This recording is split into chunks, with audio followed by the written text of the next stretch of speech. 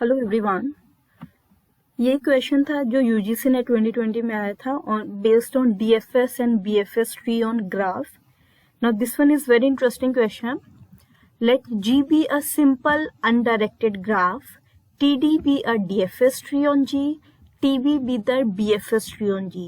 Consider the following statements. Basically एक simple undirected graph दिया हुआ है, उस पर हमने DFS भी लगाया, BFS पे भी लगाया ऑन ग्राफ.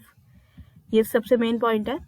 एक स्टेटमेंट दी हुई है, no edge of G is a cross edge with respect to TD, that means DFS.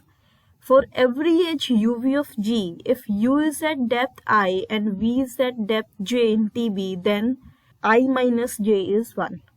Okay? Now देखो, इस क्वेश्चन को समझने के लिए जो फर्स्ट स्टेटमेंट है उसमें हम बात कर रहे हैं क्रॉस एज की. तो सबसे पहले देखते हैं हमारे DFS में कौन कौन सी एजेस होती हैं. Now there are 4 types of edges. One is tree edge, forward edge, back edge and cross edge. Now एक एग्जाम्पल के थ्रू इन सारी एजेस को देखते हैं. सबसे पहले लेट अस से ये हमारा डायरेक्टेड ग्राफ है. सबसे पहले हम डायरेक्टेड ग्राफ के कंटेक्स्ट में करेंगे, उसके बाद हम अनडायरेक्टेड ग्राफ में अप्लाई करेंगे सेम कॉन्सेप्ट. नाउ अगर हम इस ग्राफ की बात करें और लेट अस से हमारा सोर्स है नोड ए, तो अगर हम इस पर DFS बनाते हैं तो it will be like A से B तक एज हो गई, then B to E and E to C, right. ये हमारी एजेस बनेंगी. This will be our DFS on this graph. Now tree edge क्या होती है? ट्री एज वो सारी एजेस जो हमारे DFS में आती है. So basically A to B, AB, BE, EC जो हमारे DFS ट्री में आ गई वो सारी होती है ट्री एज. नेक्स्ट हमारे पास है forward edge. Now forward edge होती है एक नोड से उसके डिसेंडेंट तक एज.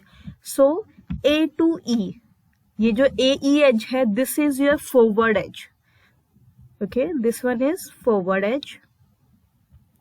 किसी भी नोड से उसके डिसेंडेंट तक, कोई भी डिसेंडेंट हो सकता है. ऐसे ही अगर मान लो इस ग्राफ में A to C अगर एक एज होती तो वो भी हमारी फॉरवर्ड एज होती. सेम वे सेम कॉन्सेप्ट पर बेस्ड आपकी बैक एज होती है. बैक एज मीन्स एक ऐसी एज जो एक नोड से उसके एंसेस्टर तक होती है. So we can say that C to B ये एज हमारी बैक एज है, राइट. किसी भी नोड से उसके एंसेस्टर तक edge, that is back edge. 3 edges हमने कर लिए, tree, back, forward. Now last one is and most important is cross edge. Now ये एक एज है between any 2 point such that वो दोनों पॉइंट एक दूसरे के एंसेस्टर नहीं है, मतलब कोई भी किसी का भी एंसेस्टर नहीं है. हियर यू कैन सी जो आपकी एज है D to A and D to B, ये दोनों आपकी क्रॉस एज है. क्योंकि अगर हम D to A की बात करें, ना तो A D का एंसेस्टर है ना ही D A का एंसेस्टर है. सेम प्रिंसिपल पर बेस्ड, ना तो B D का एंसेस्टर है ना D B का एंसेस्टर है. सो उस ग्राफ में कोई भी पर्टिकुलर ग्राफ हमने लिया है, अगर कोई भी ऐसी एज है सच दैट दोनों नोड्स के बीच में कोई भी रिलेशन नहीं है, ना तो कोई किसी का एंसेस्टर है ना ही कोई किसी का डिसेंडेंट है, सो वो एज होती है हमारी क्रॉस एज. ओके, सो ये हमारा कॉन्सेप्ट है 4 टाइप्स ऑफ एजेस का. सेम एक और एग्जांपल है. Here you can see on right hand side जो भी हमारा DFS बना उसमें जो जो एजेस आई वो हमारी ट्री एज. बैक एज होती है किसी भी नोड से उसके एंसेस्टर तक, बहुत क्लियरली इसमें डिफरेंट कलर से मार्क किया हुआ है. फॉरवर्ड एज होती है किसी भी नोड से उसके डिसेंडेंट तक.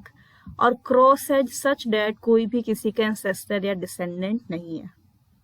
सो ये है कॉन्सेप्ट सारी एजेस का in case of DFS. Next अब हमारा क्वेश्चन देखते हैं.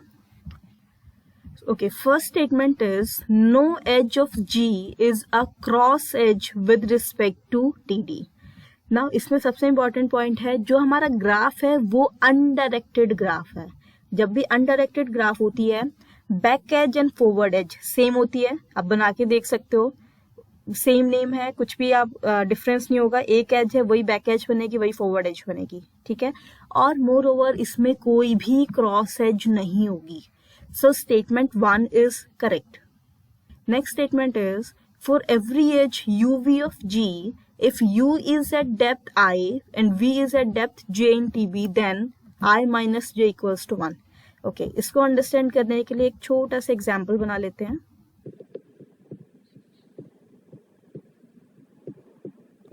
नाउ से this is my undirected graph and let us से ए हमारी सोर्स है. तो अगर हम इस पे BFS बनाते हैं तो हमारा कौन कौन सी एजेस आएगी, AB आएगी एंड AC आएगी. ये दोनों एजेस इंक्लूड होगी हमारी BFS में. ना क्वेश्चन में देखो, बहुत इसमें एक स्टेटमेंट में ही बहुत बड़ी ट्रिक है. For every edge of G, इसमें हम ग्राफ की बात कर रहे हैं, BFS ट्री की बात नहीं कर रहे हैं. सो आप ग्राफ की कोई भी एज ले सकते हो और उसकी डेप्थ हमें चेक करनी है इन कंटेक्स्ट ऑफ BFS. ठीक है. सो लेट अस से हमने वो एज ले ली B to C. ये जो BC के बीच में एज है, हम इस एज की बात कर रहे हैं.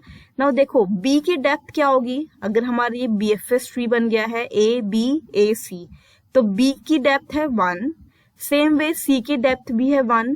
ठीक है. अगर हम दोनों का डिफरेंस लेंगे 1 minus 1, इट विल बी 0. 1 नहीं आ रहा हमारे पास. So we can say that statement 2 is incorrect. So we can say that only statement 1 is correct and statement number 2 is false.